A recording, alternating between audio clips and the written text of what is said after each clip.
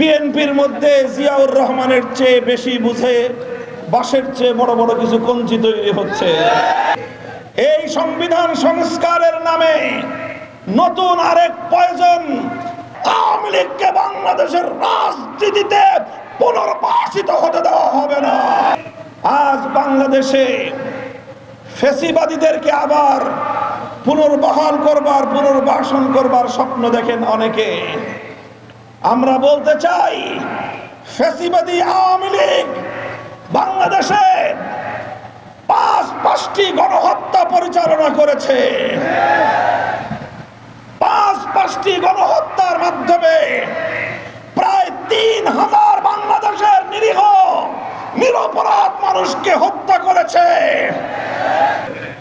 2009 সালের পিলখানা ট্র্যাজেডিতে শাহাদাত বরণকারী 57 জন দেশপ্রেমিক সেনা কর্মকর্তা, 2013 সালের শাপলা চত্বরে নবী প্রেমিক তৌহিদি জনতা, যাদেরকে রাতের অন্ধকারে বুলেটের আঘাতে বুকগুলো ঝাঁঝরা করে নির্মমভাবে হত্যা করা হয়েছে।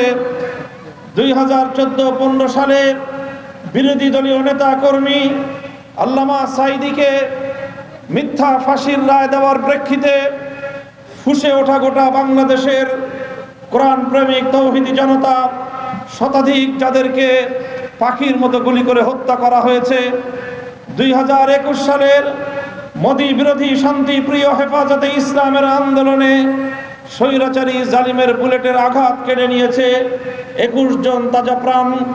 2024 সালের জুলাই এবং আগস্ট সর্বশেষ বাংলাদেশের ছাত্র জনতার বৈষম্য বিরোধী আন্দোলনে টার্গেট কিলিং এর শিকার হয়ে আওয়ামী দুঃশাসন হায়নাদের, আওয়ামী পেটুয়া বাহিনী, ছাত্রলীগ যুবলীগের সন্ত্রাসীদের বুলেটের আঘাতে শাহাদাত বরণকারী বাংলাদেশের 2 সহস্রাধিক ছাত্র, বাংলাদেশের সর্বস্তরের মানুষ, যাদের শাহাদাতের রক্তের বিনিময়ে আজ আমরা বাংলাদেশে ফ্যাসিবাদ মুক্ত অবস্থায় এদেশে আমরা আমাদের অধিকার প্রতিষ্ঠার স্বপ্ন দেখছি। প্রতিটি হত্যাকাণ্ডের বিচার হওয়ার আগে আওয়ামী লীগকে বাংলাদেশের রাজনীতিতে পুনর্বাসিত হতে দেওয়া হবে না।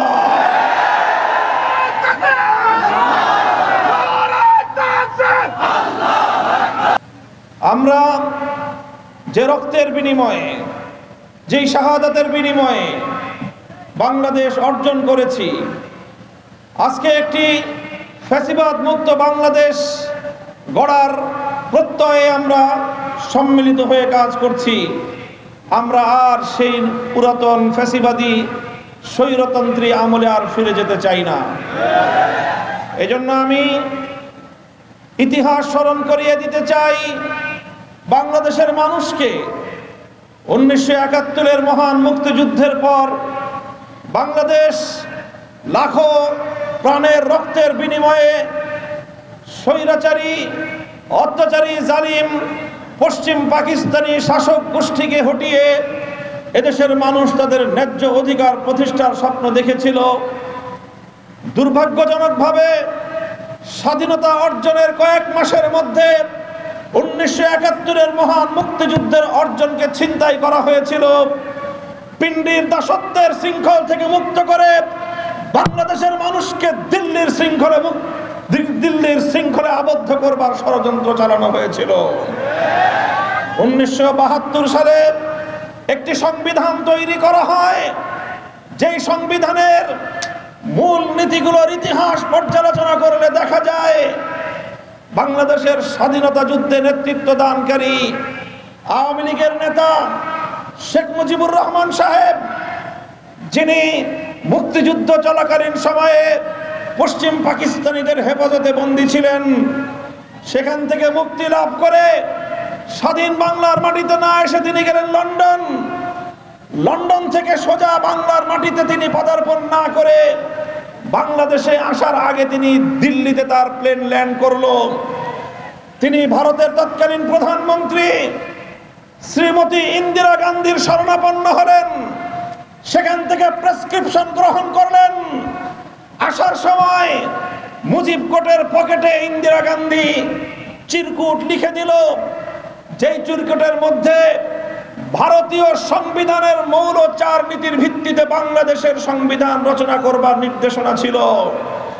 শেখ মুজিবুর রহমান সাহেব 72 সালে বাংলাদেশে এসে সেই সংবিধান প্রণয়ন করলেন, যেই সংবিধানের মাধ্যমে বাংলাদেশের স্বাধীনতাকে ভারত মাতার চরণ ধরে বলি দেওয়া হয়েছিল। আমরা দ্ব্যর্থহীন ভাষায় বলি, 1971-এর চেতনা ছিল মুক্তিযুদ্ধের চেতনা। মুক্তিযুদ্ধের চেতনা ছিল জুলুমের বিরুদ্ধে লড়াই, মুক্তিযুদ্ধের চেতনা ছিল শোষণ এবং বঞ্চনার বিরুদ্ধে লড়াই, মুক্তিযুদ্ধের চেতনা ছিল বৈষম্যহীন এক বাংলাদেশ গড়বার লড়াই। কিন্তু মুক্তিযুদ্ধের পরে সেই জুলুম, শোষণ, বৈষম্যহীন বাংলাদেশ গড়বার এদেশের 7 কোটি মানুষের স্বপ্নকে পায়ের তলায় পিষ্ট করে শেখ মুজিবুর রহমান সাহেব একদলীয় বাকশাল তৈরি করার মধ্য দিয়ে বাংলাদেশের মানুষের অভিপ্রায় এবং ইচ্ছাকে তিনি জলাঞ্জলি দিয়েছিলেন।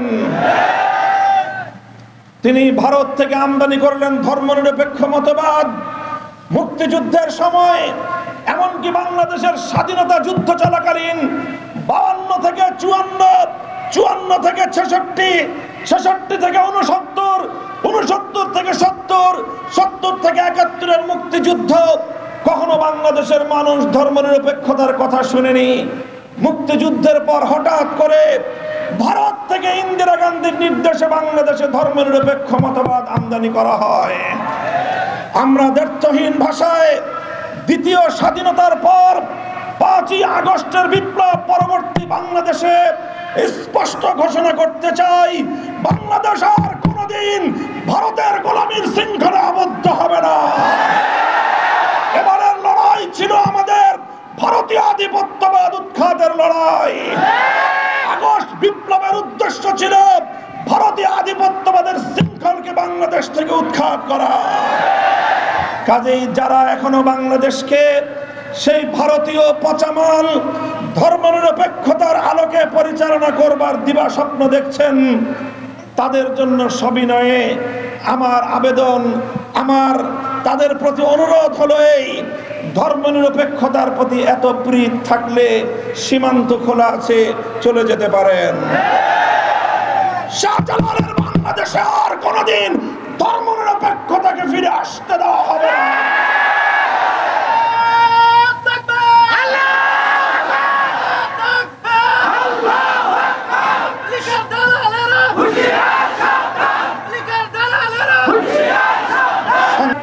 বাংলাদেশে স্বাধীনতার দীর্ঘদিন পরে আজ সর্বপ্রথম ব্যাপক সংস্কারের হাওয়া বইছে। সংবিধান সংস্কারের আওয়াজ উঠেছে। সংবিধান সংস্কারের জন্য কমিশন গঠন করে প্রস্তাবনা গ্রহণ করা হয়েছে। আমরা বলতে চাই, সংবিধান সংস্কারের চলমান এই প্রক্রিয়ায় এদেশের আলেম সমাজ, বাংলাদেশ খেলাফত মজলিস সহ অন্যান্য ইসলামী সংগঠনগুলো সহযোগিতার হাত প্রসার করে দিয়েছে। এই সংবিধান সংস্কারের নামে নতুন আরেক পয়জন বাংলাদেশে আপনারা পুশ করবার যেই দিবাস্বপ্ন এবং যেই আপনারা অপকর্ম, অপপ্রচেষ্টা শুরু করেছেন, মুসলমানদের একত্ববাদীদের বাংলাদেশে সংবিধানে বহুত্ববাদ অন্তর্ভুক্ত করবার পায়তারা চালাচ্ছেন। পরিষ্কার বলে দিতে চাই, এদেশের মানুষ বহুত্ববাদ গ্রহণ করার জন্য প্রস্তুত নয়। গণমানুষের ইচ্ছা এবং অভিপ্রায়কে সম্মান জানিয়ে বহুত্ববাদকে বাতিল করে সংবিধানে মহান আল্লাহর উপর অবিচল আস্থা এবং বিশ্বাসকে পুনর্বহাল করতে হবে। প্রধান বিরোধী দল বিএনপি সহ অন্যান্য দলগুলোকে আমরা বলতে চাই, সংবিধানে ধর্মনিরপেক্ষ মতবাদকে বাতিল করে বিসমিল্লাহির রহমানির রহিম সংযুক্ত করে মহান আল্লাহর উপর অবিচল আস্থা এবং বিশ্বাসকে অন্তর্ভুক্ত করে শহীদ প্রেসিডেন্ট জিয়াউর রহমান বিএনপির রাজনীতির গতিপথ নির্ধারণ করে দিয়েছিলেন। এখন আমরা দেখছি বিএনপির মধ্যে জিয়াউর রহমানের চেয়ে বেশি বুঝে বাঁশের চেয়ে বড় বড় কিছু কঞ্চি তৈরি হচ্ছে। আপনাদের যদি ধর্মনিরপেক্ষ মতবাদের প্রতি, আওয়ামী রাজনীতির প্রতি এত পীড়িত থাকে শেখ হাসিনার সাথে যোগ দেন। বিএনপি যদি এই ধারা থেকে নিজের দলকে রক্ষা করতে না পারে, বিএনপির ব্যাপারে এদেশের তাওহীদি জনতা ভিন্ন কোনো চিন্তা করতে বাধ্য হবে। আওয়ামী লীগের বিচার করেন, 5টি গণহত্যা সহ হাজার হাজার গুম খুনের দায়ে আওয়ামী লীগকে সন্ত্রাসী সংগঠন হিসেবে ঘোষণা করতে হবে। শেখ হাসিনা সহ তার খুনি মন্ত্রিসভার প্রতিটি সদস্য, তার গোটা প্রশাসনের শেখ হাসিনার লেসপেন্সার যারা দেশ এবং জনগণের স্বার্থকে উপেক্ষা করে শেখ হাসিনার মনোরঞ্জনের জন্য বুলেটের আঘাত দিয়ে এদেশের মানুষের প্রাণ কেড়ে নিয়েছে, সেই সকল প্রশাসনের দুর্নীতিগ্রস্ত খুনি ঊর্ধ্বতন কর্মকর্তাদের বিচার নিশ্চিত না হওয়া পর্যন্ত বাংলাদেশে আওয়ামী লীগের রাজনীতিকে বন্ধ রাখতে হবে। যদি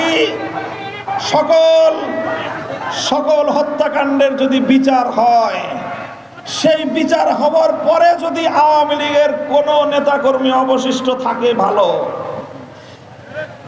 আমার ধারণা যেই পরিমাণ হত্যাকাণ্ড আওয়ামী লীগ করেছে, আওয়ামী লীগের টপ টু বটম যেই পরিমাণ নেতা কর্মী সরাসরি হত্যাকাণ্ড, গুম কাণ্ড, দেশের অর্থ পাচার কাণ্ডের সঙ্গে জড়িত যদি বিচার করা হয়, আওয়ামী লীগ বাটি চালান দিয়েও বাংলাদেশে ইউনিয়ন পরিষদে নির্বাচন করবার মতো কোনো প্রার্থী খুঁজে পাবে না। সেই ক্ষেত্রে নতুন করে জন্ম নেওয়া বর্তমান সময়ের শিশুরা যদি ভবিষ্যতে কোনোদিন আওয়ামী লীগ করতে চায়, সেই দিন বাংলাদেশের রাজনীতিতে আওয়ামী লীগ ফিরতে পারবে। কাজেই সকল দলগুলোকে ফ্যাসিবাদ বিরোধী আন্দোলনে অংশীদার সকল পক্ষকে বাংলাদেশ জাতীয়তাবাদী দল বিএনপি, জামায়াতে ইসলামী বাংলাদেশ, ইসলামী আন্দোলন বাংলাদেশ, জমিয়ত উলামা ইসলাম, খেলাফত মজলিস, নাগরিক পার্টি, গণ অধিকার পার্টি সহ সকল দলগুলোকে আমি উদাত্ত আহ্বান জানাতে চাই, রাজনীতিতে প্রতিযোগিতা থাকবে, প্রতিদ্বন্দ্বিতা থাকবে, কিন্তু ফ্যাসিবাদের মোকাবেলায় আমাদের অভিন্ন মত এবং জাতীয় ঐক্যকে ধরে রাখতে হবে। বিএনপি এবং জামাতের প্রতি বিশেষভাবে বলতে চাই, আপনারা আপনাদের দলীয় রাজনীতির স্বার্থে যদি ফ্যাসিবাদ বিরোধী ঐক্যে কোনো ফাটল ধরাবার চেষ্টা করেন, এদেশের সকল দল মত নির্বিশেষে তার বিরুদ্ধে আমরা কোনো ঐক্য গড়ে তুলতে বাধ্য হব। সংগ্রামী সাথী ও বন্ধুগণ, কাজেই আওয়ামী লীগের বিচার হবে, আওয়ামী লীগ সন্ত্রাসী সংগঠন হিসেবে চিহ্নিত হবে, শেখ হাসিনা সহ সকল খুনিদের বিচারের রায় বাংলাদেশে কার্যকর হবে। তারপরে কোনো তুলসী পাতা আওয়ামী লীগে অবশিষ্ট থাকলে রাজনীতিতে পুনর্বাসিত হবে। এরপরের কথা, আজ বাংলাদেশের ইন্টারিম গভর্নমেন্ট